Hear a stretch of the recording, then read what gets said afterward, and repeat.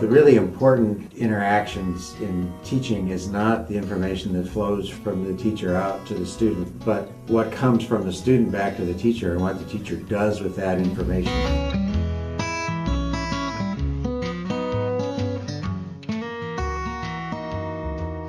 Well, from the very start, being a bunch of scientists, and unlike many education projects, we didn't go into this just expect to be doing general wonderfulness, but to actually have specific goals and then try to measure our progress against those goals in as many ways as we could. And the ultimate outcome, is student performance, and it takes a while to get there. But after 5 years of being at this, we really are seeing improved student performance as measured by the state science test, which is what it is. But nonetheless, we are seeing improvement of the students of our teacher leaders over what they were doing before they joined us and their peers. What's really exciting for me is that we're able to reproduce some of these studies that were done called value-added studies, where people have gone back and looked at student achievement over the years,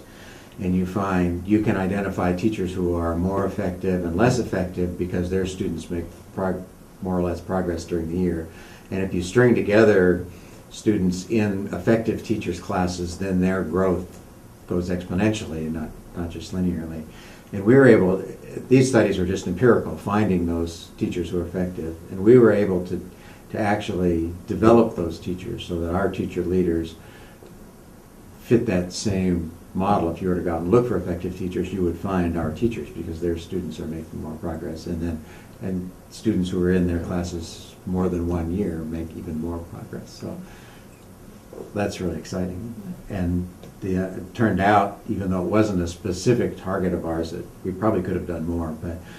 that the kids who needed the help the most, the underrepresented kids, the poor kids, the Hispanic, the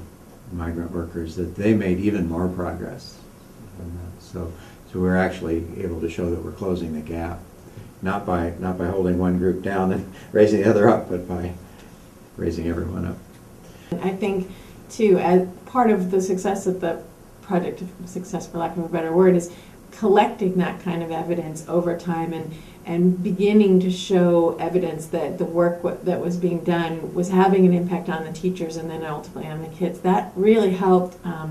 build even greater commitment to the work by not just the teachers who were already in, but now their colleagues were like, well, what are you doing? And their principals were, well, wait, maybe we should pay attention to that even though it's just a science project, or other district, so being really attentive to measuring was important to us to know that we were getting the results we intended, but it became really important in building